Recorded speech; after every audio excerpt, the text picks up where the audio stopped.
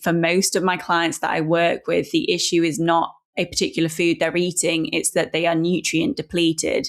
And it's not as easy as just saying that they're not eating enough of these nutrients. Sometimes that is the case, but it can also be that they're not digesting the food properly. So they're not absorbing the nutrients, or they're not in the right form for them to be able to utilize at the cellular level. So there are lots of things that can be going on. Welcome to Salad with a Side of Fries. I'm your host, Jenn Trepeck, talking wellness and weight loss for real life. We're here to clear up the myths, misinformation, bad science, and marketing to teach you how to eat and how to cheat. Are you ready? I'm having salad with a side of fries. Hey friend, welcome back to Salad with a Side of Fries, and Happy New Year. I feel like, what are we, second-ish week of January? I feel like we can still say that. I'm Jenn Trepeck, your host and health coach, here with you every week for Wellness Without the Weirdness. And we're jumping right into it in 2026. So this episode is for you if you feel like there's a long list of foods that are off limits for you. If you experience joint pain, fatigue, skin issues, have a diagnosis of a chronic condition, and we have a truly incredible guest to help us understand more about how we can resolve the issue as opposed to focusing on the symptoms and move on to living our fullest, best lives. She is known as the Autoimmunity Nutritionist, is the founder of the Autoimmune Nutrition Clinic, and a leading expert in autoimmune disease, specializing in skin disorders, chronic fatigue, joint health, and digestive issues for both men and women. As a registered nutritionist with a medical science degree in biochemistry and immunology, who's also a certified functional medicine practitioner at the renowned Institute for Functional Medicine, she uses evidence-based nutritional therapies to support her clients in transforming their health. After overcoming her own experience with multiple autoimmune conditions, she has been symptom-free for over 10 years. She now supports others through her clinical work and her membership, the Root Reset Circle, helping people take a personalized root cause approach to autoimmune health and regain confidence and control over their well-being. She hosts the highly regarded podcast, The Autoimmune Reset, where she provides expert insights into managing autoimmune disease, and she's been featured in publications such as Vogue, GQ, Cosmopolitan, and The Telegraph. She's also co-author of Empowerment in Health and Wellness. A passionate advocate for autoimmune health, she also speaks on topics such as menopause, arthritis, and inflammatory skin issues. She enjoys educating and empowering people to help them take control of their health. So you see why we get along. Without further ado, I give you VJ Hamilton. Thank you so much, Jen. I'm so excited to be here. Likewise, and Happy New Year. Welcome officially to Salad with a Side of Fries. Yeah, Happy New Year. How exciting. And what a great topic to be talking about in the new year when so many people are focusing on restriction. Right? I know, it's wild. And that's really where we're going to sort of give everybody options instead of continuously just removing foods from their life. So we'll start with your story. Super quick, we have to tell our members what they're getting this week. So friends, join us in the Happy Healthy Hub. Being a member of the Hub is the next best thing to working with me as your health coach. You get a recipe each week delivered to your inbox, curated articles and additional discounts from me and our partners. You get interview episodes like this one in full video, including some behind the scenes content. A community with the ability to post and comment on others' posts, plus access to the 24/7 AMA, which is Ask Me Anything, to target your specific questions or challenges. You can upvote other people's questions, see past questions and answers, and so much more. All of this is yours, by the way, for just $12 a month, or prepay a year and you get 2 months free. So that's a whole year for $120. What a bargain. So your recipe this week is for gingery chicken and spinach stir fry. This is like takeout at home and an anti-inflammatory recipe fitting for today's conversation. And from VJ, today's featured guest, you're getting the autoimmune recovery plan. So VJ, in a few seconds, tell us about the autoimmune recovery plan. The Autoimmune Recovery Plan is a 5-step plan that I've created, and it's looking at all aspects of health. So when we're looking at nutrition, lifestyle, and things that you can easily weave into your life. So you can get started today once you download the plan. And it just gives you kind of a step-by-step guide of things that you can do that make you feel good, but also going to help you with your autoimmune issues or just health generally, to be honest. I love it. So if you want this recipe, the Autoimmune Recovery Plan from VJ, plus this episode in full video, access to our community chat, the 24/7 Ask Me Anything, go to asaladwithasidofries.com/membership. From there, you'll click subscribe now, follow the prompts to enter your payment info, and create your login to access the hub and all of your benefits. Remember, you're going to asaladwithasidofries.com/membership. This supports your health and this show so we can keep doing this together week after week. Okay, so VJ, this wasn't in your bio, but you were a CPA and then went back to study nutrition. Our stories are so similar in a lot of ways, but your specialty area of autoimmune or autoimmunity stems from your story, a series of diagnoses, even your brother's diagnosis. So will you share the story a little bit in more detail than we had in your bio? Yeah, so my story starts from the beginning, but in terms of autoimmune disease, I was first diagnosed with alopecia areata at 7 years old. My parents found a circular patch of hair loss, and that was later diagnosed by the dermatologist as alopecia. And as you might expect, thinking, am I stressed? What's going on? Didn't really understand why this was happening to me. And the good thing was that other than a steroid cream that I got to put on, my parents put on an evening, my hair did grow back. But unfortunately, I didn't address the root cause. I didn't really even know what the root cause was at that point. So I ended up having hair loss in cycles for 25 years after that point. But as with many autoimmune diseases, it then developed into psoriasis. And as part of kind of living with an autoimmune condition, and I had some family members who were then diagnosed with sarcoidosis and other autoimmune conditions, I just became really fascinated with the topic. That's when I went on to study biochemistry and immunology at university, and I focused my dissertation on vasculitis. So there was that part of my life where I was really focused on the science, and I was thinking about maybe doing more research into it. And then I went traveling, and I would say around the end of school and beginning of university, I was feeling very, very fatigued. I was back and forth to the doctors. I had swollen glands. They weren't sure what was wrong with me. I had lots of joint issues. I suddenly wasn't able to do as much exercise as normal. But I went traveling and came back and decided to become a chartered accountant. And I went into the world of chartered accountancy, working in a large corporation, working up the career ladder, and my fatigue got worse and worse. I was still living with the skin issues, the joint issues, the hair loss. And that's when my brother then got diagnosed with multiple sclerosis, which was quite a shock. And I think once my brother was diagnosed, it was good that I had the knowledge to be able to explain the condition to him, because he wasn't really told what it was. He just saw images of what it could end up being, and he was just very worried about that. So it was good to be able to explain the condition to him based on my science degree, but I couldn't really help him in any other regard. I started doing research into MS, and I became very passionate again about nutrition. And then after about 10 years, my fatigue had got really, really bad. I'd moved to London. I was working in large organizations, including National Basketball Association, like traveling all over the world. And I was just feeling worse and worse. And that's when I discovered functional medicine, started working on my gut health, and realizing that my diet wasn't full of nutrients, resting more, just all the things that I really needed to do. And as part of that, discovered the Institute of Optimum Nutrition in the UK and realized I could study nutrition part-time. And I had no aspirations at that point of becoming a nutritionist. I just loved it and thought that the information that I learned could help me and my brother. And then my health really turned around. My fatigue went, my hair grew back, my skin issues, which would flare up routinely as well, got better. I was able to do weight-bearing exercises, actually trained as a Pilates instructor, just everything reversed. And then I was able to really commit to the nutrition. At one point, I was actually working 3 jobs, including being a head of tax at a tech company. So I was juggling all that. But I mean, I had this increase in energy. Everything just felt really easy again. Well, easier. And then during lockdown, I realized actually this is what I want to do full time. And that's when I set up the Autoimmune Nutrition Clinic.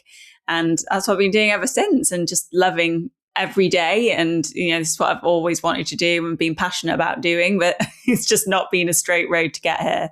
For sure. Well, I think for many of us, and I think part of why that was such a winding road is because of what physicians often tell us, or in your brother's case, like, don't tell us, about all of these things. And so I think growing up with all of your diagnoses, you saw a lot of physicians. Yeah. And given everything you know now, what were all of those physicians getting wrong? That's an interesting question. Loaded question. Yeah. I feel like a lot of my symptoms were dismissed along the way. I think with the alopecia areata, they could identify what it was just based on the type of hair loss. And they had the steroid cream. And I was lucky in the sense that my hair kept growing back. And to be honest, I didn't really go back to the doctors with hair loss after about 10 years old. I was living with it. I didn't really speak to many people about it. And, I find like specialist centers in London, and I'd go try one of their treatments, and I'd be spending a fortune on various supplements, which I just kind of found myself. But then when I went back with the psoriasis, it was the same thing, just a steroid cream. No one was really thinking about looking into, well, why has she suddenly developed another autoimmune condition? And why is she now presenting with fatigue? Why are her glands, they were really swollen?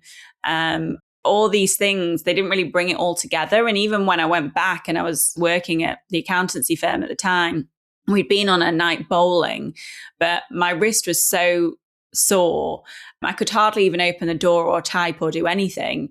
And again, I was just told, get some support for your wrist. You can put kind of a spray on. It was all these topical treatments. And that seemed to be the approach with everything that I had. And I just lost complete faith to the point that I hardly went to the doctors with my symptoms. I came out in full body hives. I had lots of different skin issues, and I'd just try and find a pharmacy and again, just buy a topical treatment to treat it and just wishing it would go away.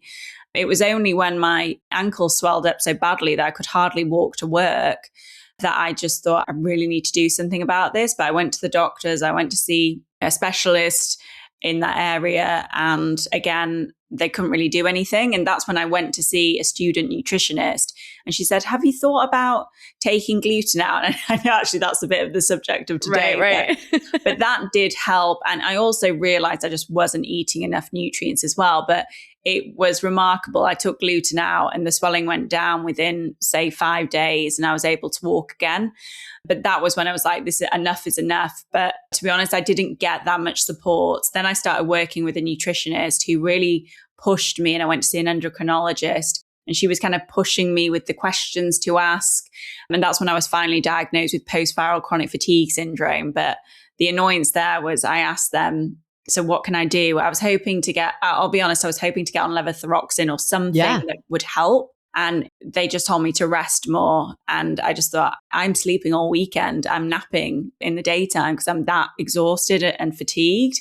I don't need to rest more. I need something to give me more energy. And that's when I started doing all the work on myself. And I was lucky that I was working in a short-term role. It was a maternity cover, so I didn't have as much responsibility as my other roles.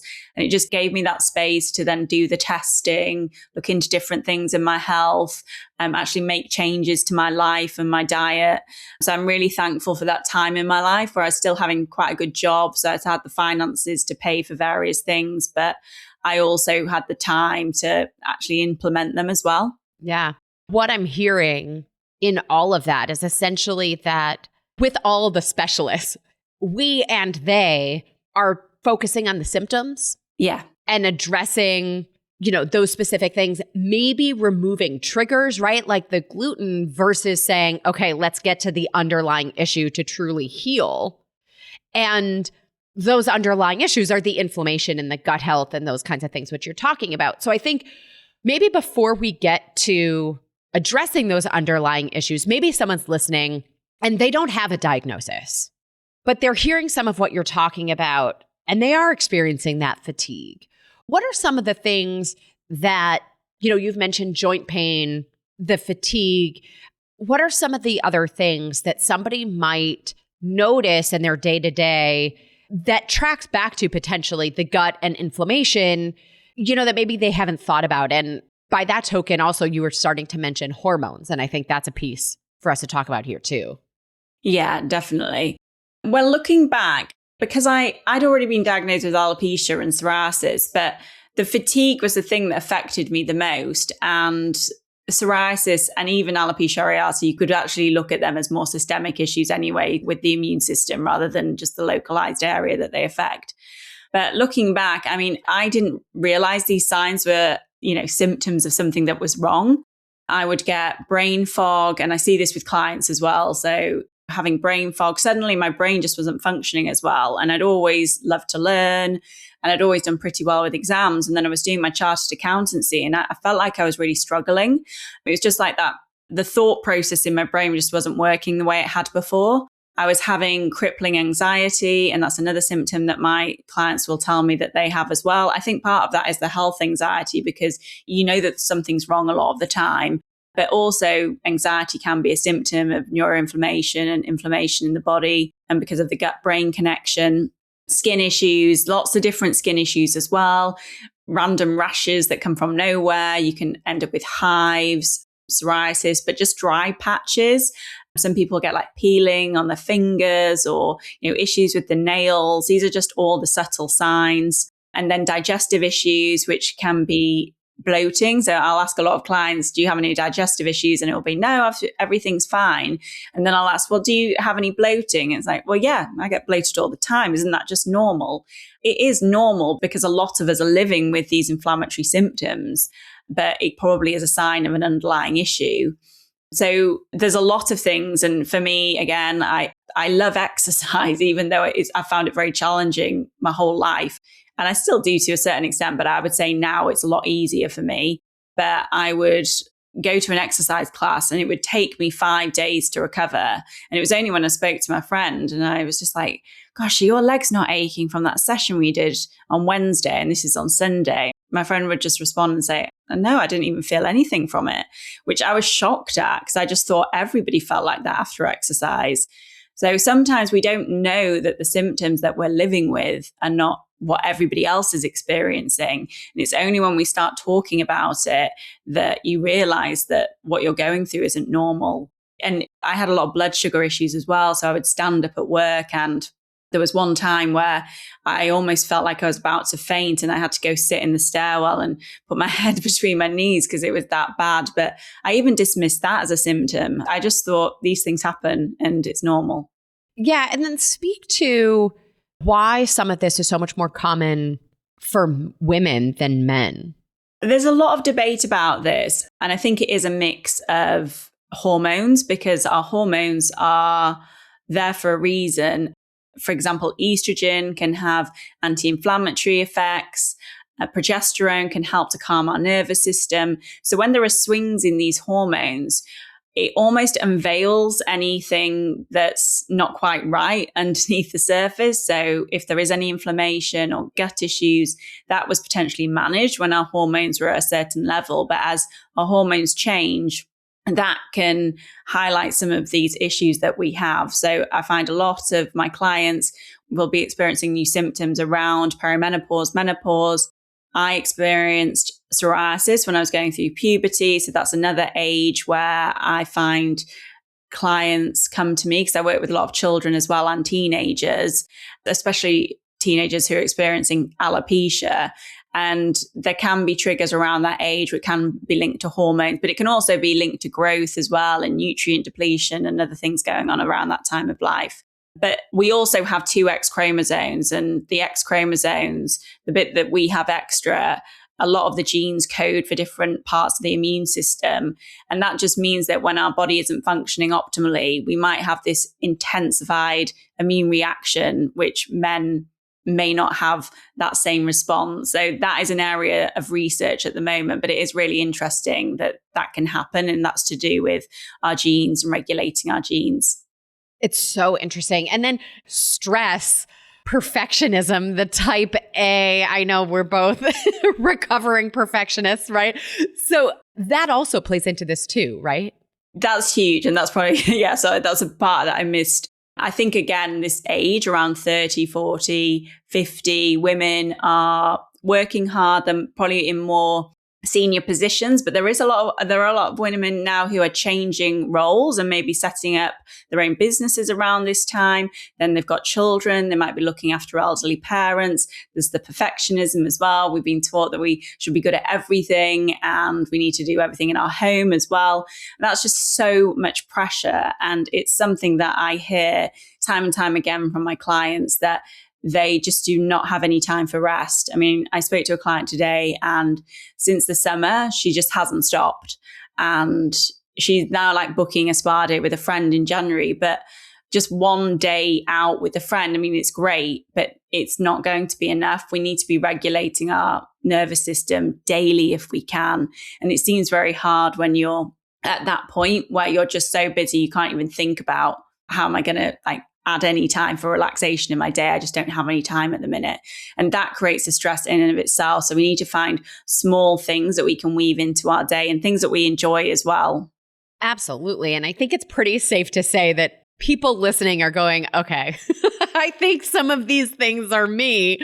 So I want to shift into the things that we can do to help us heal and not live in the state of restriction for the rest of our lives, always chasing these symptoms and eliminating all these triggers. So we'll do that after we highlight our partner for this episode. Sound good? Sounds great. Great. It's a new year, and with it, we're hearing from everyone about what we should, in air quotes, be doing. Every headline says something different. Every influencer has a new rule. Every friend has a thing they're doing or not doing. And somehow you're left wondering if you're the problem. Well, you're not. You've simply been given broken tools. And that's why I wrote Uncomplicating Wellness. Ditch the rules, quiet the noise, reclaim your life. It's not another plan to follow. It's a guide to finally filter the noise and trust yourself again. The book is science, sanity, and the real foundation of feeling your best without obsession, without guilt, without burnout. If you've ever wished wellness could feel simple, this book is for you. Find Uncomplicating Wellness wherever books are sold, or text the word book, B-O-O-K, to 833-801-0500 to learn more with a clickable link.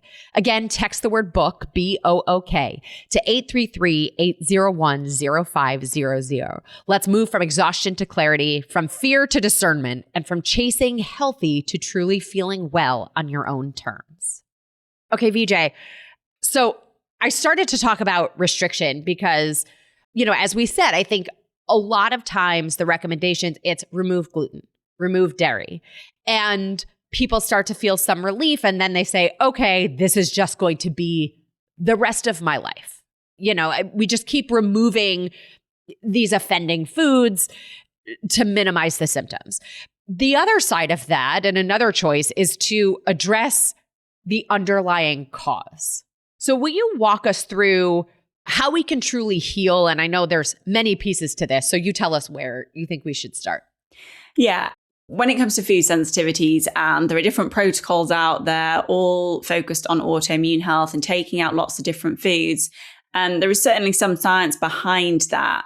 But the truth is, what I often see with my clients, and I found that with myself as well, is the reason that we are reacting to so many foods is often that there is an underlying imbalance in the body, which for the most part is in the gut. So once we resolve the issues in the gut, and that can be something called dysbiosis, where you have a buildup of bacteria or an imbalance of bacteria. So sometimes it's the bacteria you expect to find in the gut. Sometimes it will be these additional bacteria that shouldn't be in the gut.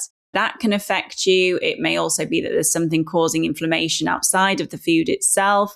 You might not be eating the right foods to be feeding the gut microbiome because they give off these things called short chain fatty acids. One of them is butyrate. That helps with immune regulation. So there are lots of things that can be going on in the gut that you can address, and that can help with your food reactivity as well. And I'm seeing more and more people having a lot of histamine type reactions. And again, we can have a high histamine load, and we can get histamine from the pollens in the air, or the food that we're eating, or the environment we're living in, or stress. And when we lower that histamine load, we can tolerate more foods as well. So it's often not just one food that's the problem. Sometimes it is. Sometimes people do a lot better when they remove, say, gluten or dairy. I went through a certain part of my life not eating gluten and dairy. I still don't eat gluten, but I don't miss it. And I've got lots of other things that I eat instead. But I've been able to reintroduce dairy now that my gut is healthier. There can be an issue breaking down large molecules as well. And lactose in dairy is quite a large molecule. So what I find a lot with my clients is addressing the underlying gut issues can make a huge difference. But the other side of that is if somebody isn't digesting the food very well, so if they're not digesting protein, they're not digesting fats, and there are certain vitamins like vitamin A and vitamin E, which are fat-soluble vitamins, we need fat to be able to digest them, then that can have a knock-on effect and create nutrient deficiencies, which can cause an issue with the immune system. And I would say for most of my clients that I work with, the issue is not a particular food they're eating, it's that they are nutrient depleted. And it's not as easy as just saying that they're not eating enough of these nutrients. Sometimes that is the case, and often it is the case. But it can also be that they're not digesting the food properly. So they're not absorbing the nutrients, or they're not in the right form for them to be able to utilize at the cellular level. So there are lots of things that can be going on. But I know in my own health, it was definitely about nutrient depletion because I was eating ready meals. I'm not against ready meals. I don't really like the processed stuff, but it's just that they don't contain many nutrients. That's the truth. So I was reading it and thinking, oh, low fat, this was 15 years ago, low fat, low salt, that must be great. I'll eat that. Had absolutely no nutrients in it. And I was vegetarian as well for 11 years. And I really didn't put any thought into being a vegetarian. I just did it for ethical reasons and just ate lots of food that probably didn't have much protein or those active nutrients. So there is a lot to think about, but it often comes down to what's actually going on in your guts rather than the food itself. Yeah. So as we focus on what's happening in the gut, what are some of the nutrition choices that can support our healing? Because I'm curious if you agree with this. One of the things that I talk about with people is that you may remove certain foods so that we're not continuing to assault the system while we do things to heal. And then the objective would be that we heal and we can potentially add some things back in. Yeah, that's exactly the approach that I take. Normally people have a good idea about what foods they're reacting to, but there are other various ways that you can monitor that as well, which I'm happy to discuss. Go for it. Yeah. Yeah. So you can eliminate the food for normally 4 to 6 weeks. And if your symptoms improve during that time, it's a good indication that that food might have been potentially an issue for you. And then you can reintroduce the food. And there's quite a structured way to do that.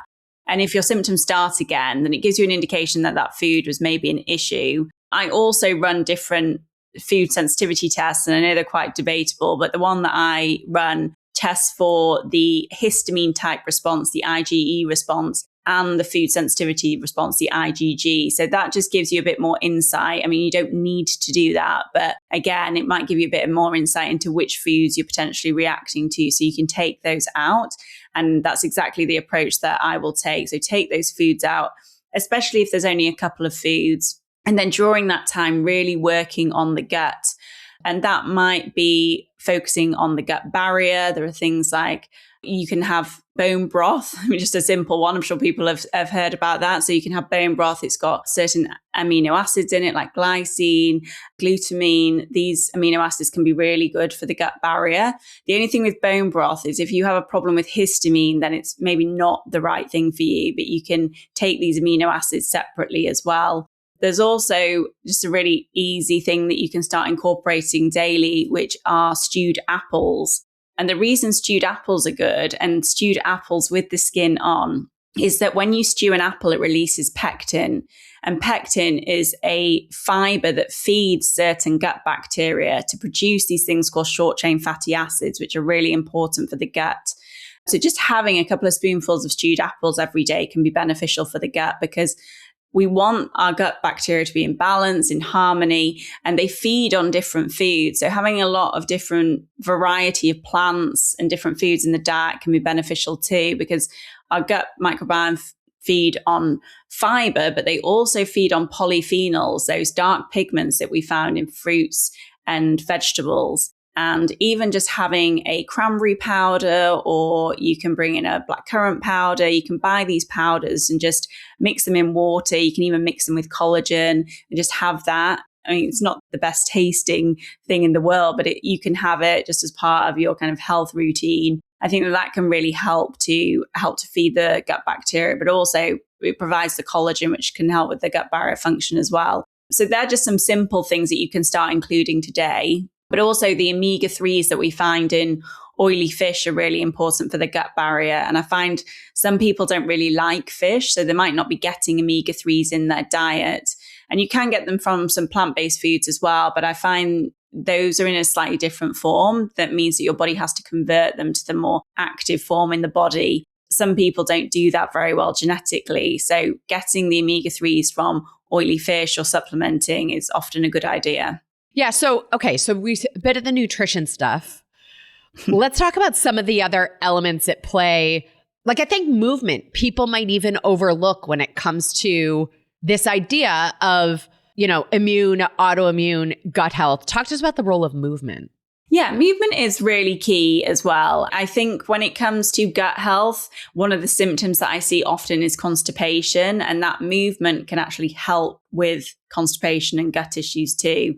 Movement it depends on the type of movement, and there is a sweet spot when it comes to movement, because I work with a lot of clients that are probably overdoing it to a certain extent. But actually, if you're not moving, it means that your lymphatic system can become quite sluggish. So this helps to move immune cells around the body. It helps to detoxify and get rid of the waste.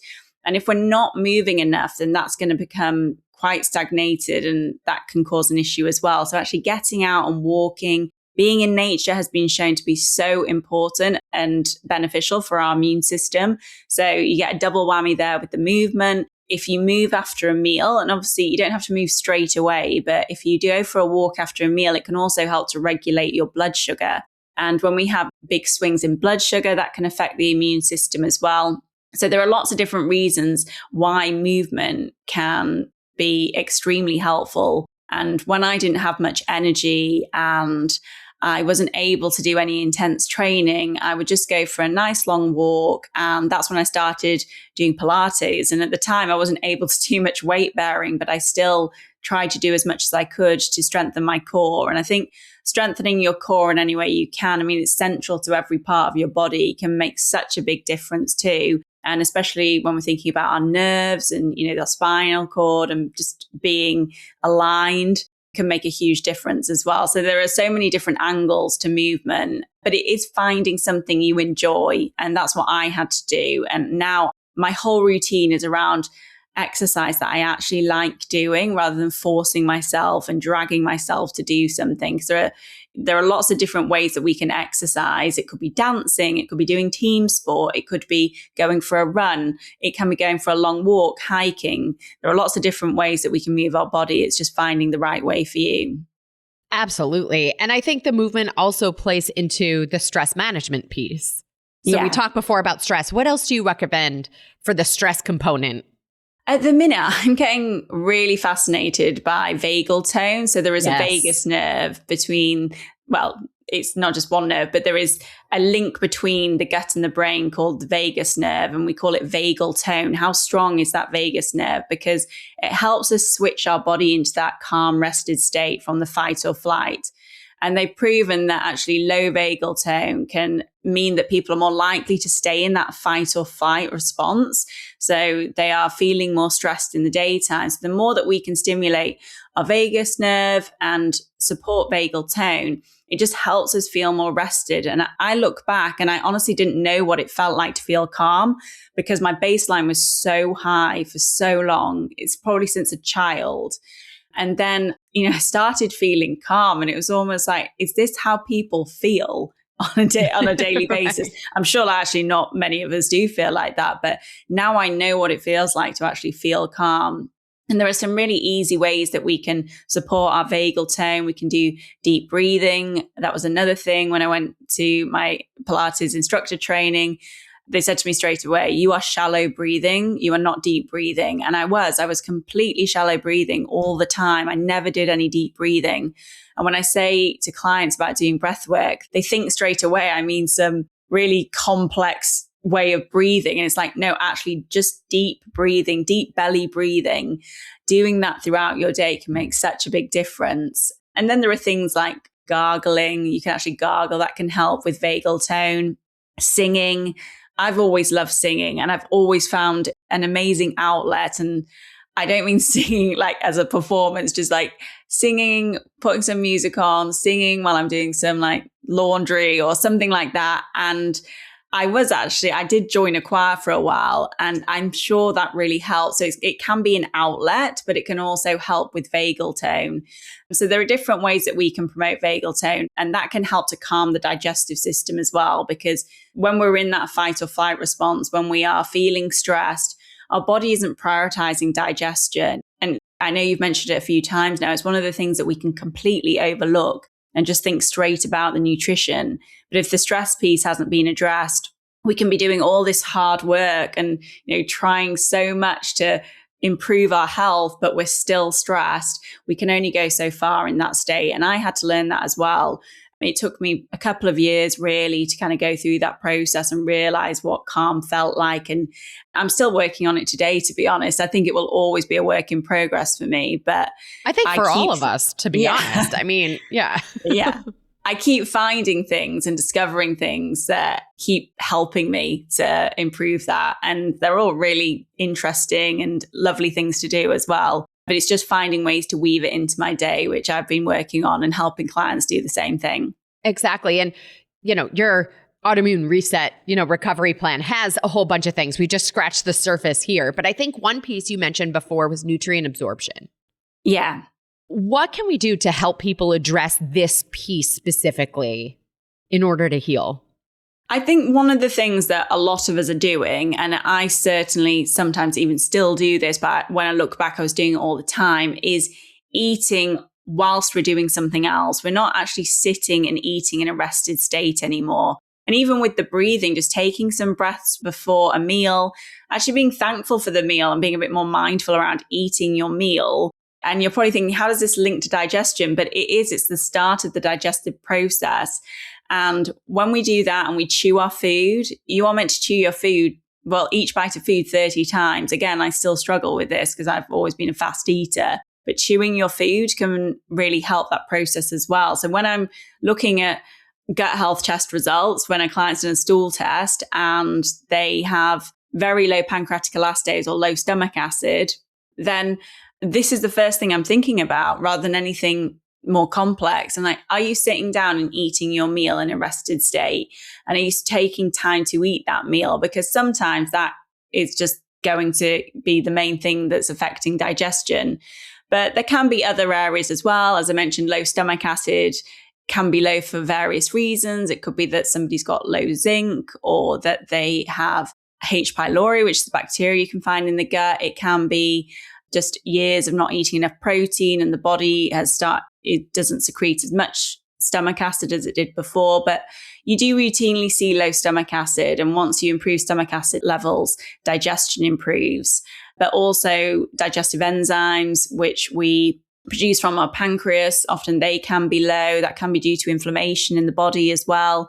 And there are various reasons for that. So when I notice that on a client, then they might take digestive enzymes again while we're working on the underlying imbalances.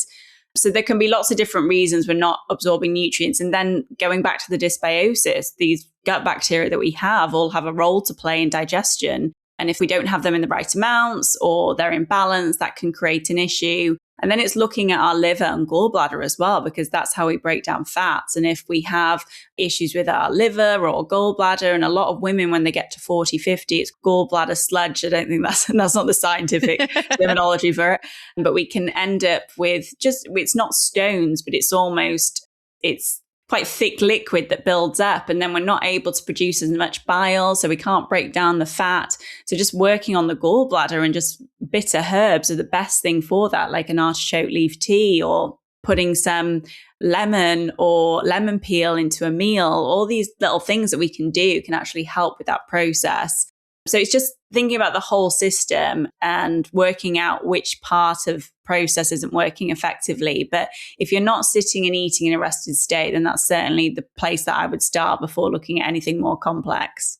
Awesome. All right. So my final question is a little bit of a twofer. So in the long run, as we start, our objective is to improve our tolerance of certain foods so that we can add them back in. And certainly the timeline varies person to person. But I think it would be helpful for us to help manage expectations. So in your practice and with your clients, what have you seen as far as how long it can take to heal and repair the gut, to decrease the systemic inflammation so that we can better tolerate foods? And then the second part is then, how do you recommend people start to reintroduce foods? Okay. I would say in terms of working on the gut and restoring gut function, you are looking at about that 3-month mark, but this is just an average and it really depends on the complexity. Sometimes it can take 6 months, sometimes it can take a couple of months. But normally in terms of the reintroductions of the food, I'm looking at about that 2-month mark, especially if somebody's symptoms have improved at that point. So with the reintroductions, you just want to start slowly because you can have quite a reaction to foods when you've given them up for a certain amount of time. So it's just starting really slowly, just having like a teaspoon of the food.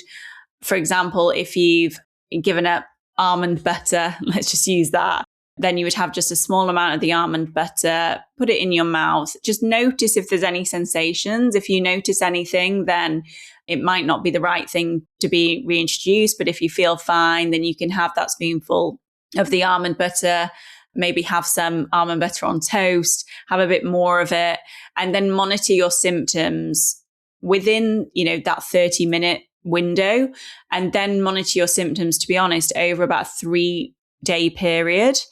And really track everything that's new or even that's not new. There's maybe a symptom's come back. For example, you were getting migraines when you ate it, before you came off that food, suddenly your head's feeling a bit fuzzy and you can feel more of a headache coming on. That might be a sign that it's not right for you. But I would probably track for 3 to 5 days if you can. That is ideal. Sometimes clients want to bring the foods in a bit quicker than that. So we work to 3, but 3 to 5 days is the ideal time. And then if everything's all right, you can bring the food back in and hopefully it won't be a problem for you going forward. Excellent. I think it's super helpful to have all of this and to understand that I keep saying it, but like we don't have to live the rest of our lives eating a smaller and smaller, shorter and shorter list of foods. Yeah, exactly. Yeah. I mean, my intention with every client is to get them eating as many foods as possible because it just makes life easier if you're eating out or if you're going to a friend's house. It can be quite awkward. I mean, it just makes it's life quality a lot of easier. life, Yeah. Yeah, exactly. And health. I mean, all the nutrient diversity and all of those things. We come full circle. All right. It is time for a rapid fire off-topic questions. Are you ready? Yeah, I'm ready. All right. What's the best thing you've done for your health this week? What's the naughtiest thing you've done related to your health this week? The salad and fries of your week, if you will. The best thing I've done for my health this week is going to bed early and getting a really good night's sleep. Nice. The most naughtiest thing I've done for my health this week is probably on the flip side of that, where the reason I went to bed early is because I got up really early and didn't prioritize my sleep. I hear you. Yeah. All right. If you weren't the autoimmunity nutritionist, what would you do? I wanted to be a forensic detective for a while. So I really would love to be like an investigator. I think I do like investigating and digging into things and researching. So yeah, I'd love to do that. Love it. It is kind of what you do with the gut. So, All right. Your favorite book on any topic other than your area of expertise, or you could give us a fiction book. Straight away, I'm just thinking Wuthering Heights, and it is coming out this year. So it's actually coming out on Valentine's Day. I just absolutely love that book so much. And it's based in Yorkshire, which is where I'm from. Nice. If you could cure one ailment, disease, or sickness, what would it be? Probably multiple sclerosis because it's affecting my brother. For sure. If you were a superhero, what would be your superpower? To fly. I would love to fly. I dream about flying. It would be brilliant. Love it. What's your biggest pet peeve? The thing that's come to me straight away is somebody walking in front of me smoking, because that used to happen all the time in London, and you just like, you'd get the smoke. But now it's vaping, actually. For sure. All right, last one. In your opinion, what's the next frontier in wellness?